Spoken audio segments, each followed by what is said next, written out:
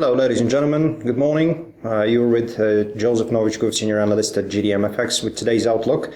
Starting with Japan, the currency over there, the yen rose for the first time in 7 days against the dollar, boosting demand for haven assets.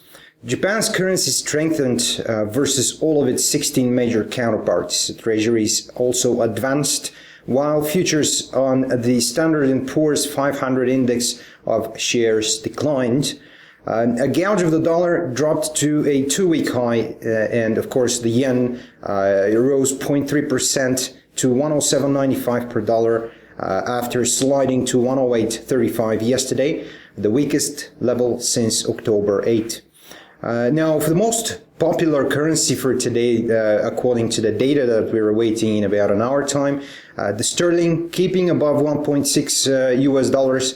The gross domestic product that is forecasted to have risen 0.7% in the 3 months throughout September after expanding 0.9% in the second quarter.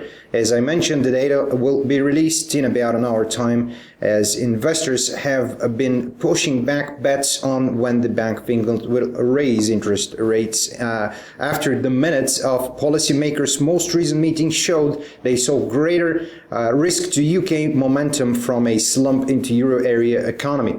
And of course, while we're there for the European Central Bank, success as the euro area's financial supervisor may have been this weekend with a few failures. Now, at noon today in Frankfurt on October 26th, investors will learn which of the currency bloc's 130 biggest banks fell short in the ECB's long-term examination of their assets, strengthening the ability to withstand economic turbulence. After two previous stress tests run by the European Bank Authority didn't reveal problems at lenders that later failed. The ECB has taken the reputation on getting the exercise right. So the euro right now is steady at 1.2642 US dollars. In the commodity sector, gold headed for a weekly loss after 2 days of decline as economic data from the US strengthened the case for a recovery, curbing heavy demand.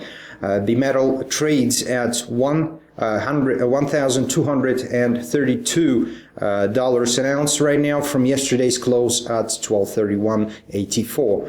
The price went to oversold conditions too fast yesterday, telling us the recent move may have been only a correction. The drop in Saudi Arabian oil supplies last month failed to sway analysts looking for signs OPEC's biggest producers is seeking to bolster global prices. Now, crude jumped yesterday after a person familiar with the country's oil policy said the amount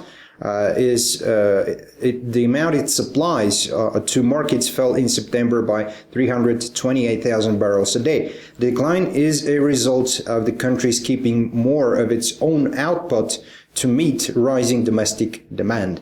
The West Texas Intermediate is now traded around the $81.50 per barrel. That was all for today. One more time, we would like to mention GDP for UK in about an hour time. Thanks for watching. Bye-bye.